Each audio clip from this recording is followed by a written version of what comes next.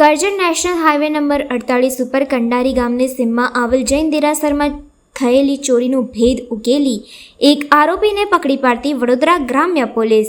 સૂત્રો દ્વારા મળતી માહિતી મુજબ ગત તારીખ 19 સપ્ટેમ્બર 2025ના રોજ રાત્રિના કંડારી ગામની સીમમાં રાજ ઇન્ડસ્ટ્રીયલ પાર્કમાં આવેલ જૈન દેરાસરમાં ઘરફોડ ચોરી થયેલ હતી, જે ગુનો અનડિટેક રહેવા પામેલ હોય. જે ગુનો ડિટેક્ટ કરવા માટે Shri KR. Sisodiya, police inspector, local crime branch Vadodara ગ્રામ્ય તથા Shri JM. Chavda, police inspector SOG Vadodara ગ્રામ્ય તથા Shri AK. Bharwad, police inspector Karjan police station નાવ દ્વારા ગુનાને શોધી કાઢવા તાબાના તમામ અધિકારી તથા કર્મચારીઓને ગુનો શોધી કાઢવા અલગ અલગ ટીમો બનાવી ટેકનિકલ તથા હ્યુમન સોર્સ તથા સીસીટીવી ચેક કરવા જરૂરી સૂચનાઓ આપેલ.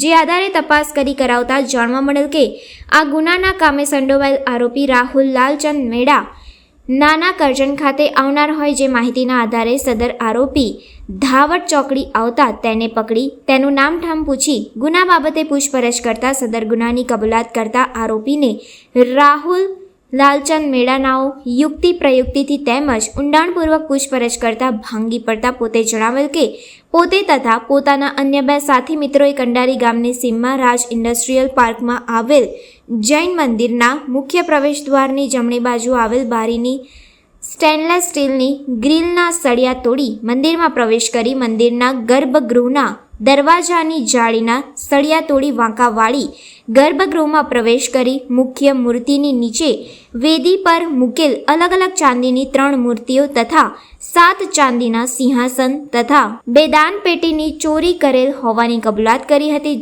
જેમાં કબૂલાત કરતા 7 દીવાવાળો ચાંદીનો હાથી, જેની કુલ કિંમત આશરે ₹1 લાખ મુદ્દામાલ કબજે કર્યા હોય. જ્યારે અન્ય આરોપીઓને ઝડપી પાડવાના બાકી છે. હજુ અન્ય મુદ્દામાલ કબજે કરવાના બાકી છે. કરજણ પોલીસે એક ઈસમને ઝડપી આગળની તપાસ હાથ ધરી છે.